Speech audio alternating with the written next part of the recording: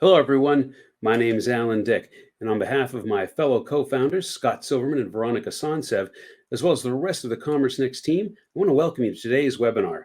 Today is Wednesday, January 11th, 2023, and our topic this week is Driving Loyalty, How to Generate Positive Customer Sentiment in 2023. Before we go any further, I'd like to welcome and thank today's speakers. We have Elias Zuzu, the Senior Director in Global Consumer and Market Insights at FGX International. Sabrina Cherubini, she's the SVP of Brand and Digital at Hanky Panky.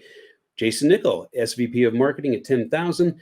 And Gautam Kanumuru, the co-founder and CEO at Yogi. Thank you so much for joining us today. We'll be talking to everyone here in just a few minutes.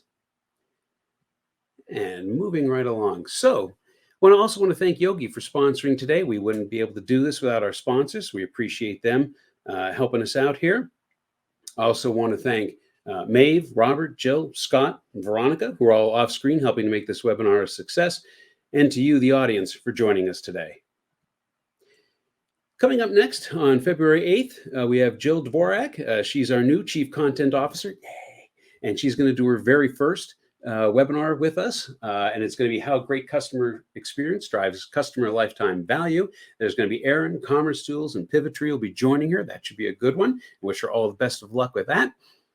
If you missed any of our past events, well, shame on you, but you can always go to YouTube and find the replays. We've got about 225-ish videos up there right now, so plenty of great content if you're looking for that. Hey, I know her.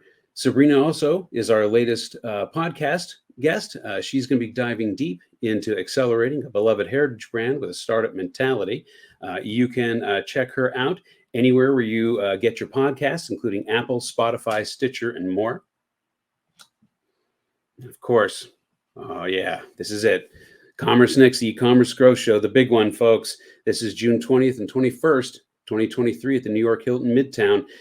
Registration is open for the Commerce Next conference. Scaled retailers and brands usually qualify for a free or discounted pass. You can also apply to our travel program and get up to $1,200 travel credit in addition to your free ticket. If you head over to the chat, you'll see the link over there, so make certain that you register for that. Housekeeping notes. Don't worry about missing anything. As always, we're recording this webinar, and we should have it available to you by tomorrow. And for those of you that are new, let me show you where things are on your screen. If you look in the upper right-hand corner, there are four tabs up there. You'll see chat, Q&A, polls, and handouts. Chat, pretty obviously, is for chatting with each other, high fives, welcoming folks. That's for chatting between the audience. If you want to ask the speakers a question, definitely use the Q&A button. That's where we're going to be able to monitor the questions a lot better. Those questions come over to me. If they're good questions, and we'll get them over to our speakers. Either way, if you use chat or the Q&A, the field to enter that is in the lower right of your screen. The neat thing about the Q&A field is that it allows everyone on the webinar, the audience, to upvote. So if you see a question you like or you want to hear about that one, upvote it. That tells me that, hey, that's an important question. We better get it asked. So please do that. Handouts. We got handouts for you today. Got a lot of stuff sitting up there. Some good case studies up there. We have Gautam's presentation. Some definitely good stuff sitting up there. So you can download those using the handouts tab. If you're watching this on the replay, the document button in the lower right of your screen is where you can find all the handouts. Let's take a look at the agenda. The presentation will be Driving Loyalty, How to Generate Positive Customer Sentiment in 2023. I'll bring Gautam up in just a moment for that. We'll do some audience polls, got some questions we want to ask you. We'll take a look at some historic data, compare the two. And then we'll have a panel discussion with our retail and a panelist. And with that, Gautam, let's bring him up. Hey, how's it going, sir? Hey, good. How are you, Alan? Good. Happy Wednesday. Thanks so much for sponsoring today, and thanks for putting the time in. I know you have a really good presentation here, so thank you for doing that. All right, I'll have you take it from here. Awesome. Thanks again, Alan, for that kickoff, and like Alan said, thank you to everyone attending. So just again, very quick intro. My name's Gautam. I'm co-founder and CEO of Yogi. Now, the subject of today's webinar, Generating Positive Consumer Sentiment in 2023, is one that myself and our team at Yogi have been putting a lot of thought into, not just because it's the start of a new year, but because we really see 2023 kind of being a watershed moment across a number of different fronts. Because when you think about it, there really are sort of multiple large macroeconomic forces that are coming together at once. Maybe it's not at the rate of prior years, but shoppers do continue to shift towards buying products online and being more digital. At the same time, supply chain issues still exist for many businesses. And although different folks give kind of different opinions on if 2023 will see a recession or not, we're at least definitely seeing signs of early economic pressure and maybe early signs of conservative spending. And so when it comes to generating positive sentiment, or just more simply making sure customers aren't just satisfied, but really truly happy with their products and experiences, this will be really crucial for retailers and brands in 2023. And so when we look to sort of summarize this problem in a simple perspective, it really boils down to how fast shopper behavior is changing. And there are a few stats from McKinsey that point to this. 75% of Americans have changed their shopping behavior in the past 2 years. And in 2022, 40% of consumers were willing to try a new brand or retailer. And these are just the quantitative views, but I'm sure everyone here has qualitative views as well that really help put this in context. Just personally, I still remember when retailers like Sears and Bed Bath & Beyond were massive players. Now they don't exist or on the brink of bankruptcy, and that happened in a short period of time. Even my own family members have quickly shifted away from previous habits. My dad, for example, only used to buy Samsung TVs, like no questions asked, because that was the brand that he trusted. But this past holiday season, he went ahead and actually bought a Sony TV because the reviews for it were better. And same thing with my mom, who went from buying products from only one large skincare brand to now having 5 to 6 different brands she uses purely based on the star rating she's seeing on Sephora or Ulta. And again, all of this happened in the span of just 2 years for them. And so for brands and retailers, the question really becomes, what does this mean and what can be done to adjust to this new world? And while we were investigating this for ourselves, we found this quote also from McKinsey that I think summarizes it pretty well, which is the old levers of brand equity, greater ad spending, or big promotions are simply less relevant in an age when consumers have almost perfect, painless access to infinite word of mouth feedback. Or kind of looking at it from a different viewpoint, maybe a little bit more simplistically, the way that I kind of summarize this is what got us here won't get us there. And when you take a step back and think about this quote, it does make sense in practice. The truth is that the shopper of 2023 is much more savvy and has a lot more information and data at their fingertips. Not to keep picking on my mom, but she still has on one end a really hard time using her cell phone. Yet on the other end, she has naturally shifted to just making more informed purchasing decisions based on the information that's just easily accessible to her online. She no longer relies on what brands or ads tell her, but instead does some quick research to really understand if a product will work for her or not. Even shifting to more near term, and let's just say 2023 with a more, let's just call it recessionary mindset. We at Yogi are at least seeing data that signals 2 behavior shifts, or maybe more kind of like 2 questions that we see consumers asking themselves. The first is the question of, do I need this? Is this a product or service providing me with a needed experience? And the way that we see this is that it's more that the quality or expectation bar has raised for consumers across the board. Just looking at myself, I used to buy a lot of fruit juice smoothies because drinking them was just part of my morning routine. They tasted pretty good, not amazing. There was never really an option that actually had raspberry, which is one of my favorite fruits. So there was no like raspberry primary flavor. And I always knew the sugar content was a little high. But it wasn't until recently when my wife and I were talking about, hey, what groceries do we need next week? That I just decided to stop buying them because they didn't reach my quality bar of being a need to have. They were just a nice to have. And so for the brand I used to buy, or really kind of that market, I represent a lost customer for them. And that also leads to the second question, which is this the best option amongst all of the available choices? So I also make protein shakes that I drink after working out. You can probably tell I'm really into shakes. But that and the protein shakes isn't something that I'm going to eliminate from my routine. But recently, instead of picking the same whey protein brand that I usually select, I started to take a second look at what options are available. And I was willing to experiment with a few other brands before picking something that was honestly slightly more expensive than my original choice, but that I found kind of tasted a little bit better for me. And so this obviously represents lost and gained market share for the brands that I shifted from and to. But when we take a step back, what's really interesting is that this whole talk of the economy was really the primary trigger for me and for other shoppers to start asking these questions. And that is where the behavior shift starts.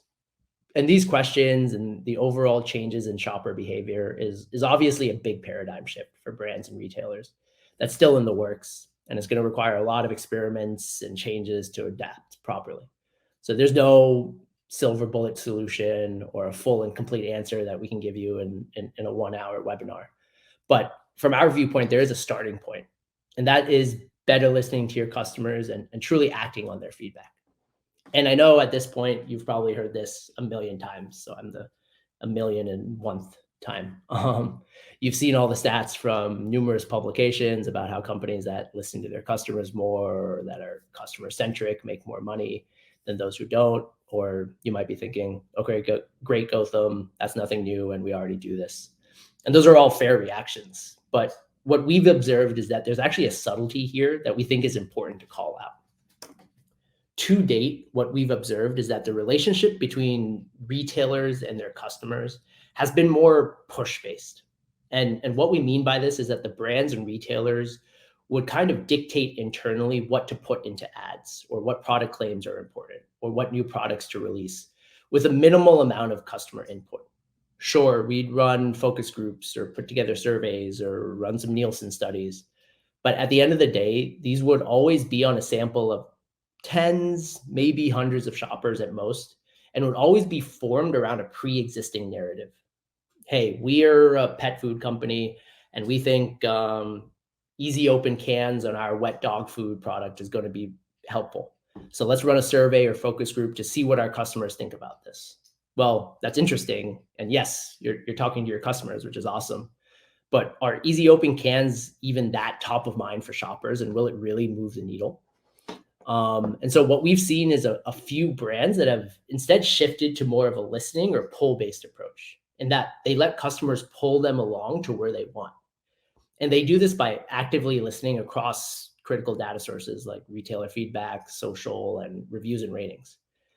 Hey, we've always thought that our toothpaste led to the healthiest teeth, but it turns out in reviews, people really talk positively about just how our toothpaste tastes better than everybody else's.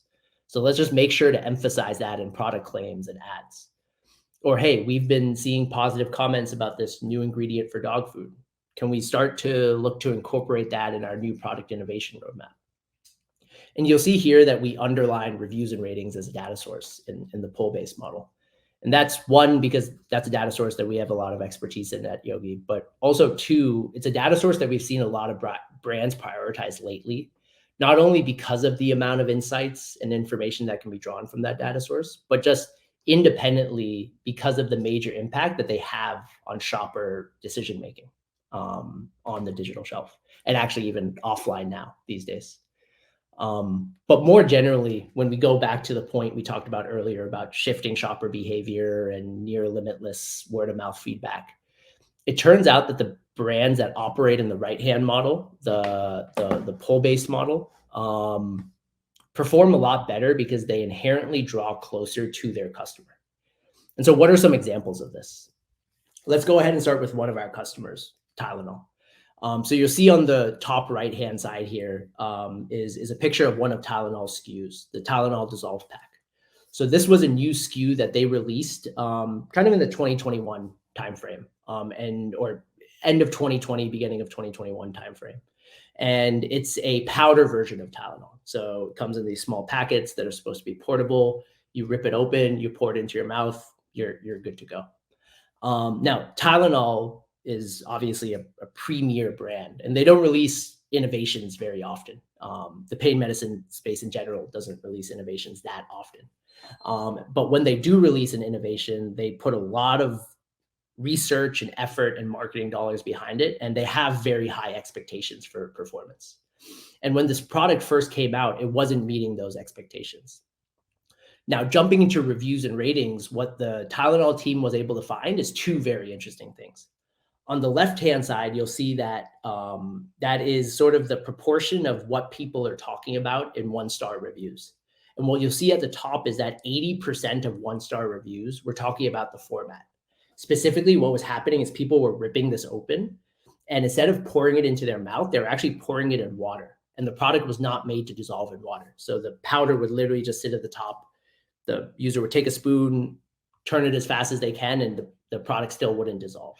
And so all the complaints were, this product doesn't work, faulty product, I'm never buying this again. And so that's obviously a mismatch of expectations on how to use the product that Tylenol needs to address. The second is actually has something to do with something that wasn't even on their radar. And this is mentions around how fast the product works. And so because this was a powder version of Tylenol, people felt like it was working faster than any other version that they've had. And so that's a claim that now, like just by listening to users, Tylenol was able to kind of get a sense for. So what do they do with this information?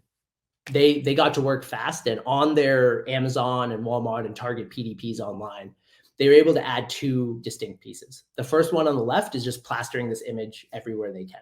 No water needed, and Amazon images, Walmart images, A+ content, so on and so forth. And then the second is making this claim around dissolves in seconds in order to essentially bring out that fast acting claim for users. And most importantly, what happened? There were big star rating increases. So there's a close to a 0.5 increase in organic star rating that came not only from kind of more often fast acting mentions, but also just the elimination of one-star reviews, because you're meeting consumers where they are. You're addressing the problems that they're directly talking about. And obviously that kind of increase in star rating leads to improvements in conversion rates and therefore sales, and just has a strong ROI that's needed. But again, that's just one example. We can jump to another one of our customers, Nestle Coffee Mate. Obviously Nestle's kind of premier coffee creamer brand, where what they were able to see is that mentions, there started to become mentions of using Coffee Mate or coffee creamer not in coffee. And that Coffee Mate was kind of the third brand that would come up in these types of conversations. Obviously heavily owned by Earth's Own, but still an up and coming conversation. So what the Nestle team did is start to really take this into account in their marketing and some of their imagery, and just making sure to make it kind of a visual topic of conversation. So here's an image, kind of fall theme, where you can see that that's kind of hot chocolate instead of coffee that people have. And what they're able to do here is kind of sort of take control of a narrative. And so there were, with it coming up more often, there were increases in just the amount of mentions for hot chocolate and tea, or even non-beverages, ice cream in reviews. And then what happened is that the reviews that would talk about this were actually rated higher than other reviews. So it not only became a topic of conversation that the brand is able to kind of drive and own and become a leader in, but also brings up the overall star rating and just conversation as a whole. And so that is like another sort of variation on the Tylenol piece of maybe a little bit more of like a short to medium term, more marketing approach. But again, always with the information of kind of listening to your customers. And that leads well to kind of a third example, which comes from Tula. So one of the things that Tula saw in reviews is that the mentions of kind of blue light really did increase it during the COVID timeframe. So the idea is, hey, everybody is in lockdown, everybody's working from home. I'm now looking at my computer screen like 4 times or 5 times more than I used to. What is all that blue light going to do to my skin? And so seeing this, Tula was able to kind of position their Protect and Glow sunscreen product with a blue light claim, and also position themselves as kind of a leader in this section of the sunscreen space. And again, the results kind of speak for themselves. So with the introduction of that kind of claim, Tula did see larger increases in star rating, which also put them above sort of the market average. But the other thing is they were able to catch on to a trend and be a topic of conversation or rank accordingly. So now if you go on Amazon, you type in blue light sunscreen, you'll see Tula is one of the top organic results that come up, for example. And so again, these are all just examples of sort of shifting that mindset from sort of the push based of, hey, we think users want this based on just maybe a semi narrative that we're pushing, to pull based of, let's just listen out for what's there and how can we be agile and fast about making the relevant changes. And so then the question becomes, how can other brands and retailers take the example of Tylenol or Coffee Mate and Tula to apply this in practice? Well, in truth, it takes less time and effort than you might expect. And there are low-hanging fruit changes that you can make that will lead to ROI. The starting point is in getting that proper sort of analysis layer, making sure that you prioritize the right data sources and the right tools to analyze them. And for each brand and retailer, this answer might change. It's going to be various combinations of external and internal data and tools and resources. But what starts to make the difference is from this base layer, it really shifts to building out the right views and workflows to help across different fronts. Across our customers, these have ranged from PDP and digital campaign changes to marketing claim improvements to product iterations and new product innovation. And the examples we just talked about showcase a lot of this. Tylenol with PDP, Coffee Mate with the marketing claims, and Tula with kind of the product innovation. And like you saw in the previous, or the other thing that is sort of like worth acknowledging is that, especially as some companies maybe become more conservative on spending, driving shorter term ROI becomes really important. And that's where that first block, PDP and digital campaign optimizations, kind of become that low-hanging fruit that a lot of brands and retailers can tackle in the short term. It's really just using the information we hear from our customers to make sure we're talking to them about the right things in the right way.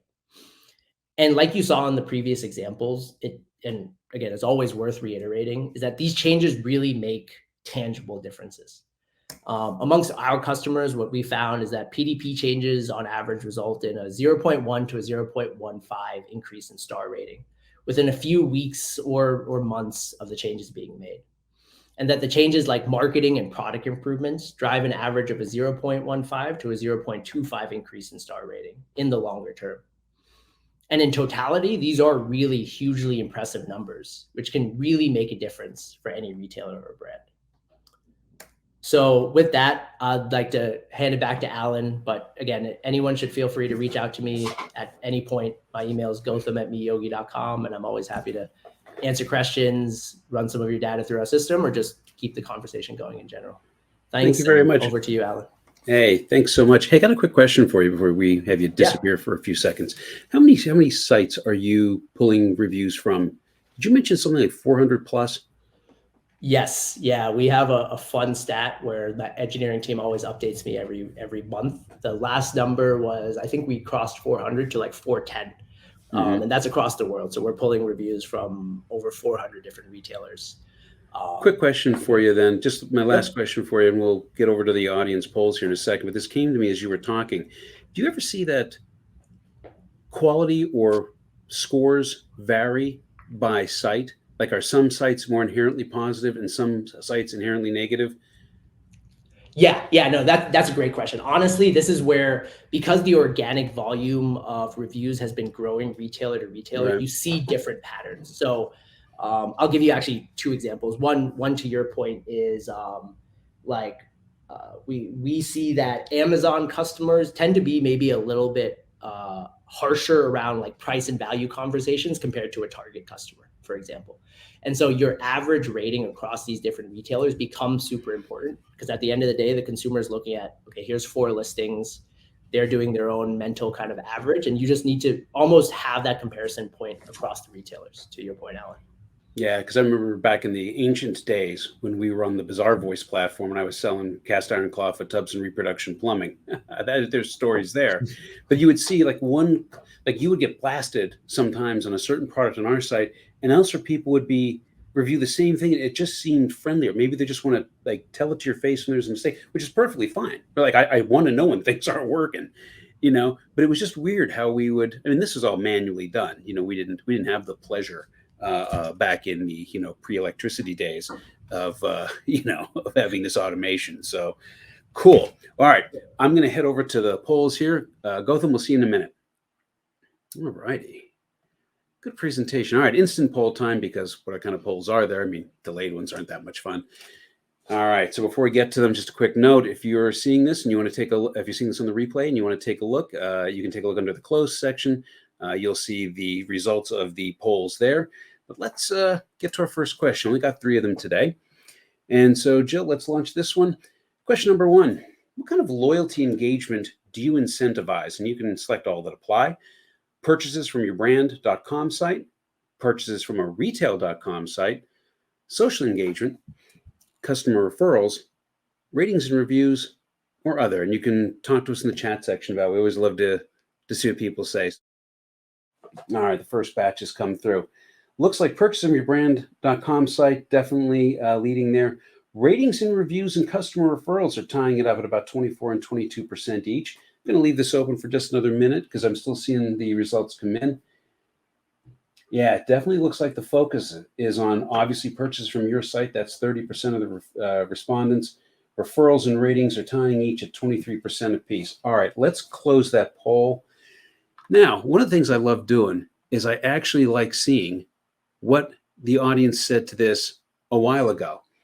So very interesting. So purchases from your brand.com site were 43% of the respondents back on November 10th, 2021. Now that's dropped a bit. What has picked up, rather unsurprisingly, I guess, is ratings and reviews. It's gone from 15 to about 25 to 30%. It's kind of a straw poll, but it's interesting to see that. Social engagement definitely picked up some as well. So yeah, pretty good. Pretty good. All right, let's go to our second question. What loyalty program incentives do you offer your customers? Jill, let's launch this one. Do you offer them discounts? How about free or upgraded shipping? Early or exclusive access to product, or the same early exclusive access to content? You can select all that apply. Do you have a points program that you redeem for value or free products or credits? Maybe you do charitable donations.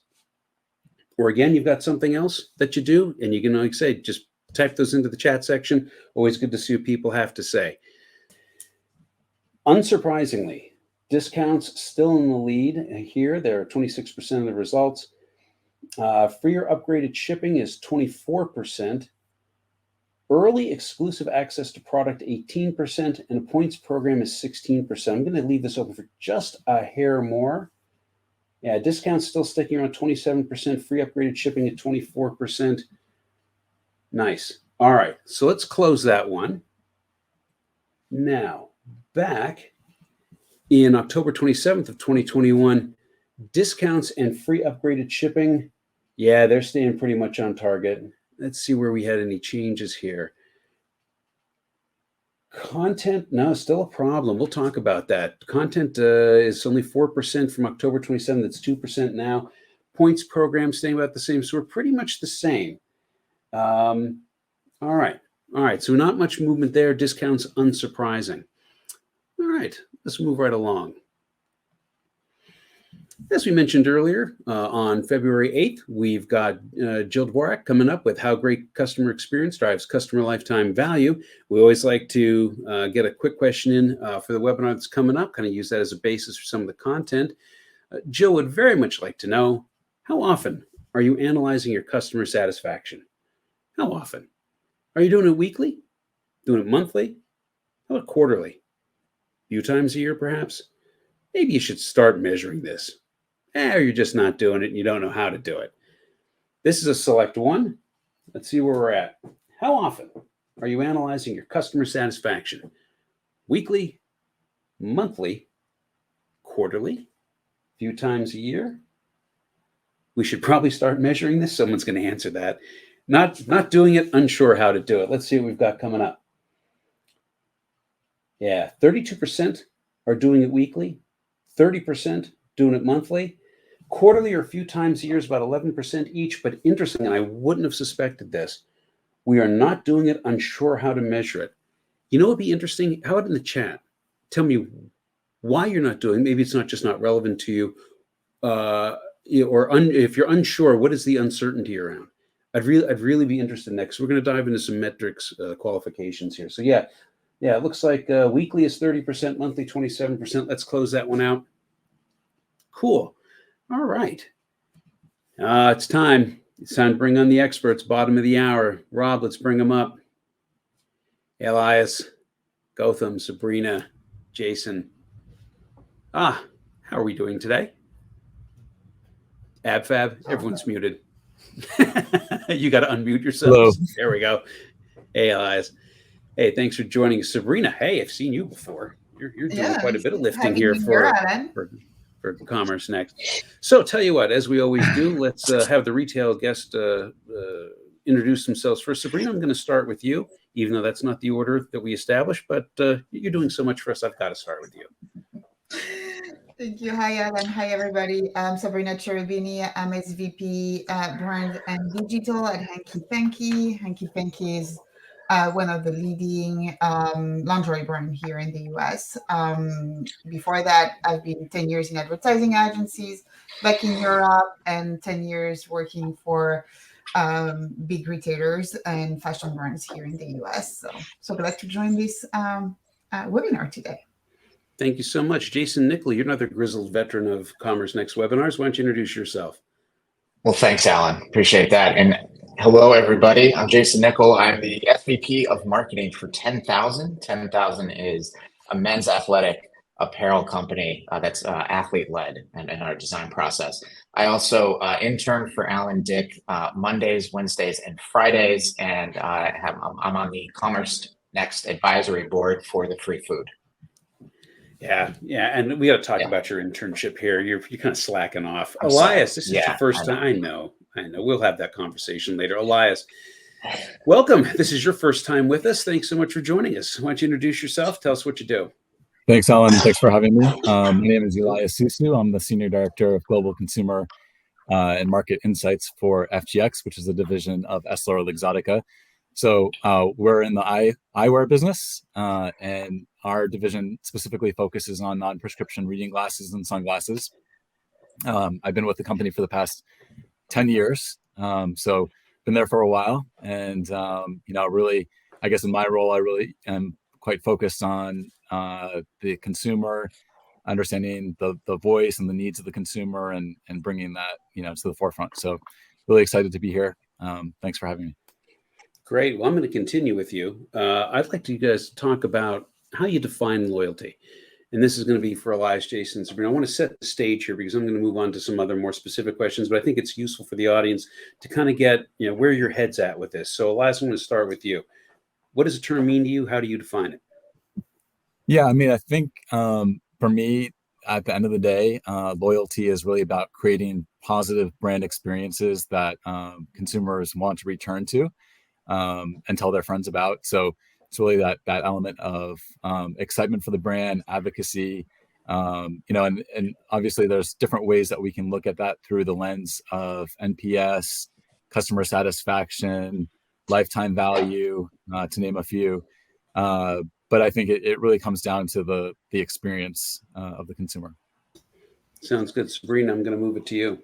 Yeah, I totally agree with Elias. And I was just thinking about something that we didn't discuss. But if you remember, like a few years ago, you look back at before COVID, where in a lot of organization, loyalty, even CRM, or even customer analytics were somewhere, in the company, but not really included in any marketing, like big marketing meetings or strategies, which, it's amazing that it evolved. And just to answer to your question, Alan, the fact that now we think about loyalty as not only a loyalty program, but how do you drive preference to the brand? How do you drive, customer engagement, but also look at key KPIs like LTV and frequency, but really integrate your customers at the center. I'm passionate about this. and not just programs or channels. So that's how we'll qualify loyalty. I always talk about brand customer loyalty and not just only looking at transactional metrics. And Jason, from your standpoint, why don't you give us your definition of it, and we'll get into the specifics of it after I into the next question. But just as basic. Sure. Yeah, just as basic, I think what we're looking for is zealous, passionate advocacy, and we're pairing that, of course, with all of the financial metrics. We want them buying all of their shorts from us, but in the end, we also want them telling every guy that they're working out next to at Lifetime Fitness that this is the training brand. Mm-hmm. It's awesome. Hey, I just want to remind our audience, the speakers are here for you. You know, we've had the prep call on this. We know what we want to talk about here. We think we got the key items covered, but if there's something on your mind, you know, now's a great time to ask. So please use that Q&A to give us some questions. We're more than happy to answer. I'll definitely go off our script if to get something of yours answered. So I want to start diving in a little bit more deeply, and I want to start off by referencing our last webinar of last year. On December 7th, Jason Goldberg, and he's the Chief Commerce Strategy Officer over at Publicis, he delivered his annual holiday report and look ahead for 2023. He does this webinar every year. It's really good. And there was he talked about the headwinds that retailers are going to face. One of them was that consumers are very definitely changing. You know, they're definitely starting to pull back. There's going to be inventory issues. There's going to be, there's just a lot of headwinds. Inflation is certainly one of them. All of this is out there. Rob, can you play clip 3 and then we'll have the speakers comment on it? And there's a lot of signs that whether we have a good holiday or not, that we're all going to have to button down the hatches and be prepared for a less than stellar 2023. So as Warren Buffett famously said, it's only when the tide goes out that you can find out who's not wearing a bathing suit. These kind of economically challenging times are when the best retailers really differentiate themselves and win incremental market share and do well. Yeah, and there's some headwinds here, and this is where I kind of want to dig a little bit deeper into some of your programs. The way I'll start this, and I'll start with Sabrina, but in our description, we talked about empathy and passion and data. And it was so interesting that each of the 3 speakers had 3 different takes, and each of them was hitting one of those. And when we talked on the prep call, Sabrina, I really got empathy out of you, like the way you think about your programs from an empathetic standpoint. Can you talk to us in a little more depth about exactly what you're doing in 2023 and how you view it in order to, as Warren Buffett said, make certain you've got your bathing suit on? That's a great question, Alan. And I will try to also answer another question that I saw in the chat at the same time, at least bring my perspective. So I think it's related. I think someone's asking about, is loyalty driven by a great product or a great loyalty CRM execution? I would say even if you step back, it's not just loyalty, it's really how to drive your business. And last year, we all faced the same headwinds, right? There are a lot of things in your environment that you cannot control. What you can control is how you react to it, right? It's the same as in life. Yeah. And I would take Hanky Panky, 45 years in business. What this brand has done amazingly, and Gotham could, relate to that, is creating a 5-star rating product. And it took 45 years to get there. We're not a new entrant. We're a heritage brand with a really strong loyalty cult. What do you do when you face a crisis like this? You stay there, you ride the wave, you don't get into the discount craziness because it won't serve you in the long term. So you have to ride this wave, you have to stay even more focused on your customers to be able to get out of it stronger. Alan, last year, I had the same headwinds that everyone, and we finished the year with a strong double-digit increase in DTC with a very small budget. Simple exercise, balancing brand and performance. And brand, when I say brand, it includes loyalty. It's really being focused on your customer, focused on what they're going through, and being empathetic to what they're going through. What is more intimate than intimate? It's nothing. So listening to customers, yes. The different life stages, some are transitioning, some are postpartum, some are going through menopause, and they come with amazing insights that, in a moment of crisis, you can get into your product development, just not marketing. So I think the main point is like not being philosophical. Yes, it starts with a great product. That's why I joined Healthy. And then if you add some great marketing and great strategy, not only focus on short-term, but long-term customer satisfaction, and how do you help your customers become who they want to be? Not just help them buy your product, become who they want to be. That makes a big difference. Yeah, and so for the audience, Sabrina's commenting on a question from one of the other audience members. The question was from Ed Summers. He goes, this is a bit philosophical, but what % of loyalty is due to great product versus great loyalty or CRM execution? And is it shifting? So that was some of the commentary that Sabrina was offering. Jace, so if the way, I know this is kind of rough painting it, but I'm thinking like Sabrina's like empathy and consistency and, focus on what you're doing, not on the gimmicks of discounting and the like. Jason, you had a passion kind of perspective. Would you want to talk about your captain program? I just thought that was a very interesting program that our audience would like to kind of hear some of the mechanics and how you think about it. Sure. So for us, we've of course got our core loyalty program, right? That actually, of course, we want to opt every single customer into, because we know what the benefits are. And back to your point, right? That's leaning on the great loyalty CRM execution, right? The table stakes, if you will. But Alan, when we can unlock that passion, that zealous advocacy, right, and identify that within that core group of loyalty customers, we've actually created 2 other programs, our ambassador program and our captain program, to reward that passion. And when we think about like the tide leaving, right, and us, having our bathing suit, I mean, we came back off of holiday, come in, and this week at WBR, everyone was we were smacked right in the face again with the classic. All right, well, here we go again with Meta, right? Performance is just dipping. The thing that helps sustain us though is this customer passion, and building like that ambassador program I was just mentioning is actually our own internal affiliate program, right? We reward these passionate advocates for us for actually transactions, right? And the captain program itself is actually the upper echelon of that. If we can migrate someone into that, that's incredible. These guys are the heads of not only just customer development, but even product development. Like we're able to really source and bring in a great deal of feedback from those guys. They're even the face of the brands. If you go on 10,000.cc right now, the homepage is full of these captains, and these are everyday hybrid athletes, right, that we've identified and sort of migrated up the chain, if you will. I just love that story. The customers are just such a phenomenal place for information and ideas, and they will sit there and tell you all day long. Who knew? I said I used to sell reproduction bathroom fixtures.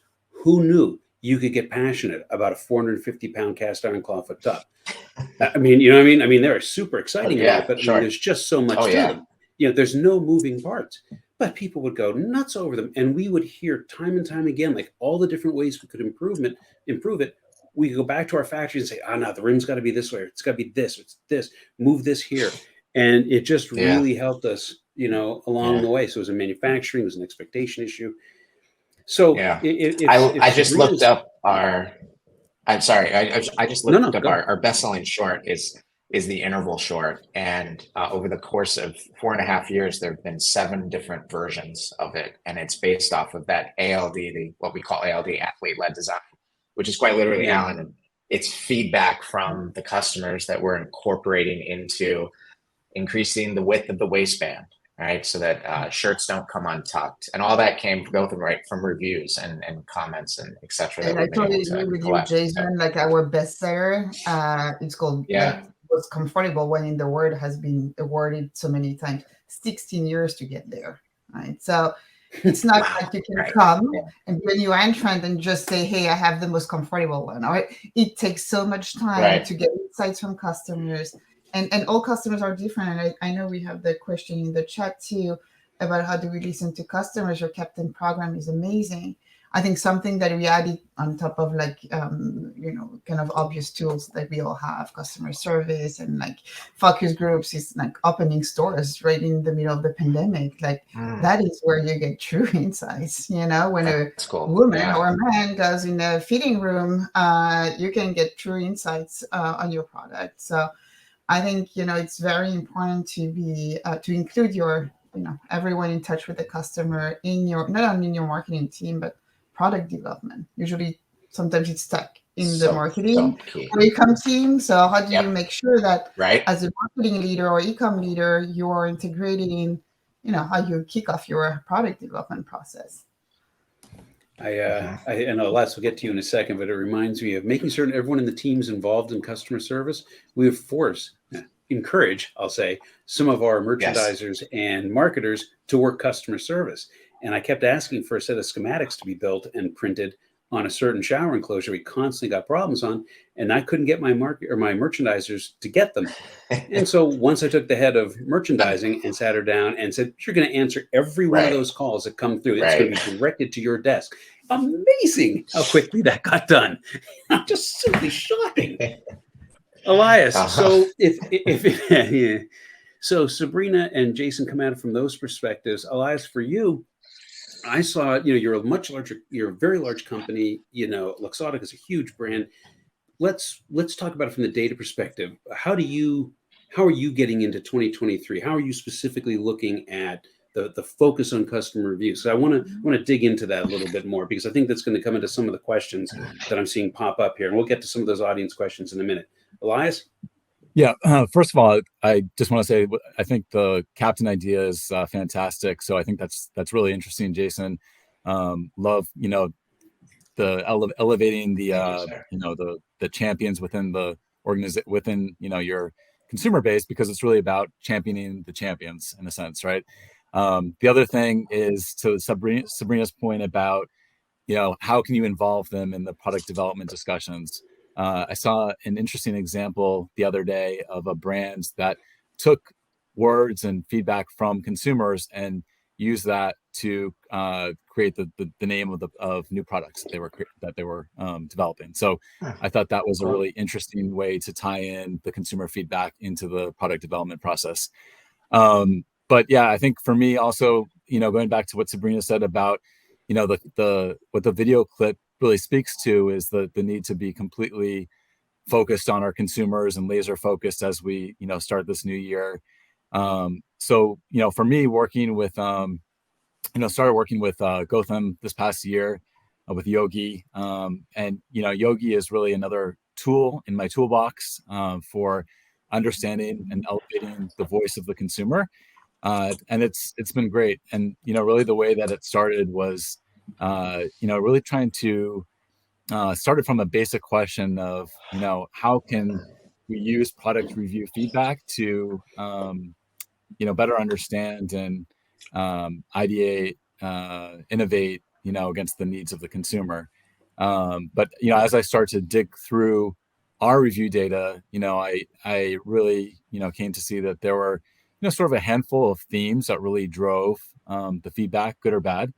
And, and then working with Yogi, what I think is really, amazing about that tool is that it allows you to really, the artificial intelligence engine behind it can help pull out those themes and help prioritize the way that we look at those themes and the feedback. So that's been really useful for me, because I think not just thinking about innovation, some of the longer term opportunities from a product development perspective, but there are a lot of low hanging fruit, as Gotham talked about before, in terms of meeting the consumer and their expectations. Simple things around, PDP messaging, making sure that, what's being communicated is clear and clear to the consumer. So I think there's a lot of ways that we can use the data, but really making sure, I think at the end of the day, it comes back to, are we listening to the consumer and making sure that their needs are being met. So. Gotham, I've got to get you back in the conversation. Clearly this is, up your alley and down your street, as they say. This is your field of expertise. So, we're getting some questions. One of them here is from Connor O'Neill. What tools do you use to analyze custom data, like customer reviews, if any? I wonder if you have an opinion on that. Yeah. So the floor is yours, sir. Yeah, obviously I have a very biased answer towards Yogi and things like that. But as Elias said, though, I mean, it works, right? Mhm. It's not just the gathering; it's the analytics piece. Do you want to talk more about that and answer Connor's question? Yeah. No, I mean, I think you can even put it towards like what is required from tools like this, and maybe to a slight extent, like why Yogi stands out, because it's one thing to say, hey, our star rating is a 4.6 and the market average is a 4.4 or something. It's like, okay, great, we're up by 0.2. It's another thing completely to be able to say, hey, the reason that we're 0.2 is because 10,000 shorts fit better than any other short on the market, for example. And when I'm doing deadlifts or squats, for example, like I'm doing squats, they don't run up. Right. And then even taking it even further, that like, hey, people who are doing squats, maybe these 4 shorts are better for them versus somebody who is more of a, I don't know, cardio person. These might be a little bit better for them. So really taking it to not even like 1 layer, like 4 or 5 layers deeper. That's really where the insights come from. And I go back to Sabrina's point, right? Like 16 years to create something very successful. That isn't like 3 changes that happened over those 16 years. It's like micro things of like, hey, we're going to try this. We're going to try that. We're going to try this. Okay, maybe this one didn't work, but that one did. And it just starts to build on itself. And it's really when you can get to those layer 3, layer 4, layer 5 analysis, that's what makes a difference. And that's kind of the hypothesis that we started with Yogi that's continued to play out with our customers, that it's really about that depth. It's not just here's a numerical difference. Yeah. So let me ask you this, and again, this just popped in my mind. Can you do competitive research? If I say to you, I've got product A in my inventory, my direct competitor is product B. Can I see what people are saying about B? Yeah, 100%. That makes like the biggest difference, right? Because because you know what's you. Yeah. You know the unknown. Exactly right. Yeah. No, that's awesome. All right, cool. Exactly. All right. So got some customer or some audience questions here. Let's start getting through these. Jason, if I abuse your name here, please flee me in chat. I think this is Jason Nizinski. He's asking with a name like Alan Dick, you never get it wrong. Got it. Right? I mean, you know what I mean? I put your names on a routine basis. I know. Just run with me, Jason. So, Jason N, you each mentioned knowing the customer is key to your loyalty strategy. How are you ensuring that you deeply know each customer and their wants and needs? That's a toss-up question. I'll let you fight over that like Piranha on Chum. Boy, you Jason, were just great with these idioms today, by the way. Do you like that? This is how we keep. I wrote down. Yeah. I wrote down up your alley, down your street. By the way. That's yours to keep. You can use that for free. Thank you. Gosh, that is so tough. That ensuring that you deeply know each customer and their wants and needs. I will say something that we've adopted recently is an aggressive survey strategy, post purchase, and then with an attempt to identify, like both of them were speaking to, is the modality of preference. We understand that many men today are hybrid athletes, and that we're not just runners or we're not just deadlifters, right? We have an entire routine, right? A balanced routine as we might move towards goals. So trying to identify that, like Alan, you might be training for a marathon, you might be training for a high rocks event. They're both very different. When we have that information, we can understand that there's both product and content, through things as basic as Klaviyo flows, right? Email flows, etc., that we can begin to try to be of service to you rather than just pushing content at you that we think is cool. Trying to serve you content that might inspire you, help you prepare for the mindset that is required for doing an Ironman, right? All the way down to actually, here's the 4-set Ironman. These are the shorts. These are the trunks that you want to move into, and here's the best shirt for that, etc. So I think surveys are helping us do that today. I don't know. What do you think, Sabrina? See, I No, just did I an think Alan. Jason I just mentioned that called nothing. everything you're talking about, I think is amazing, and things that the Captain program, I think you get a lot of insights from there. When it gets deeper to like the emotional connection, we're talking about empathy. It's difficult because think about lingerie. There are a lot of things you don't talk about even to your doctor or whomever Sure. you are. Yeah. You have as an expert around you. So something that I'm trying in 23, as we are pioneering live streaming on our ecom, is really to do some gated discussion. So let's bring. I started cool. I will wake everyone up. I started with sexual wellness a few weeks ago, where you bring a sexual wellness expert, right? Where you can talk about a lot of topics, and specifically Gen Z customers are really struggling with a lot of things that are related to their wellness. So this is amazing because you can ask questions. You're in a small group. You have an expert in front of you. Sure. No one's seeing you. So that's something that we're doing virtually that I'd like to replicate in my store. So think about everything, right? It's just my dating again, post-pregnancy, like all of these things that are happening. And, if you don't have a best friend to talk to, you can also talk to experts. And getting that's the empathy piece. very deep. Yeah. Elias, any thoughts on that? Yeah, I mean, I think the empathy piece is fundamental with everything that brands do, making sure that emotional connection is there throughout. So for us, as we think of like with the categories that I work with, thinking about, for example, reading glasses, as people are entering the category, how can we support them in different ways, not traditional ways always, but sometimes non-traditional ways to help them kind of with that transition into the category, which can be difficult, much of the time. So I think it comes in different forms, but I think that is really the starting point, Sabrina mentioned. And I think there's a sorry, no yeah, do it.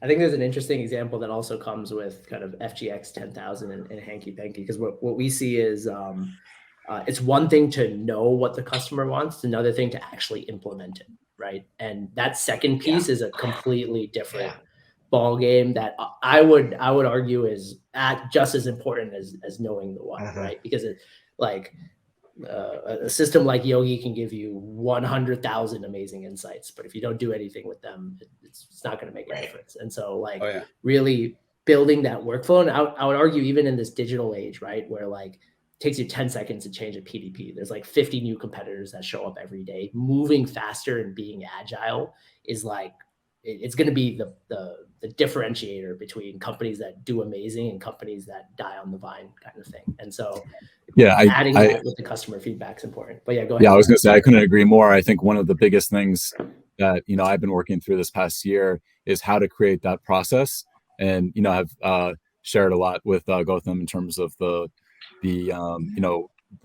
what we've been doing on our side to try and implement that. And it's really trying to get cross-functional leaders to get together as a group and own different pieces of the process that are relevant to their area, and have them really engage in the process, because otherwise it just becomes an analytics tool. And really the value is the change, creating that change. So All right, we are almost at the top of the hour, but I would be remiss if I didn't ask the ever popular metrics question. What are you measuring, and what kind of metrics are you using? Let's run a couple extra minutes on this, because that is just everyone loves to know that. So I'll stick with you. What metrics are you using? Why are you using them? Yeah, I mean, I think we're a large organization. We have different people looking at different metrics. I think from my side, I look at the brand health, brand equities, and how that's tracking. Within Yogi, there's different ways of looking at the customer rating, customer sentiment. But again, I think a lot of my focus is really just making sure keeping focus on the consumer experience and what they're saying, and are we taking concrete steps to address those comments. So I think it starts with that, and then we'll see the results in different ways, but really kind of keeping a focus on the consumer. Good. Jason, what are the metrics that you're looking at? Everything Elias mentioned, I'd offer that we're also looking at how what the churn rate is within our loyalty program, how we're able to advance that and move people through into perhaps an ambassador or up into that captain level. What happens to that? Yeah, what happens to the purchasing behavior, and also just again like brand health? What's their impact? That's something actually we've been really trying to noodle on the last couple of months. Is some of the softer metrics or the impact that these higher more zealous, if you will, right, advocates in the loyalty program, the ambassadors and captains have on the overall brand health, because we think it's positive. It's just we're trying to figure out how to measure that. All right, Sabrina. I won't repeat what Eddie and Jason said because it's totally relevant. I would just add one metric that I think is relevant specifically to Jason and I, as we're like in hyper growth mode, is really retention rate of new customers. How do you onboard them? How do you get them into your brand story? Specifically when you have like your purpose-driven brand, there's a lot to say during the onboarding. So that's a key metric I want to really focus on this year, on top of frequency and LTV as everyone. Gautam, the last comment on this is yours. Are you, from your perspective, you kind of have a macro view. Anything interesting to add here, or this pretty much what you're seeing from your side? Yeah, I think this is pretty much what we're seeing. I think and it maybe kind of really reiterates a little bit on the past point, but it is also sort of measuring ROI differences with decisions, right? Like, again, we made change X, we made change Y. Like, what difference did that make is very important. It's not just a set and forget, or hey, we're gonna update this once every 6 months, and it's just a cookie cutter change kind of thing. So really getting to those, asking yourself the tough questions of like, hey, like, is this really making a difference? I think that's something that we look for even ourselves. Like every insight that comes out of Yogi, we're always pursuing what is the ROI that came from this, and does it make a difference kind of thing. All right. So, yeah. All right. And with that, we are done. The first webinar of 2023 is in the bag. So Elias, Gautam, Sabrina, Jason, thank you so much for joining us. Audience, really appreciate you being with us here today. We hope we gave you a 5-star session. Please take a moment to share your thoughts in the survey you'll see at the end of the webinar. And with that, I'm Alan Dick. And on behalf of everyone here at Commerce Next, hope you have enjoyed the webinar. Have a great week. And we hope to see you back here on February 8th. Speakers, audience, thank you so much. Have a great day. Bye-bye now.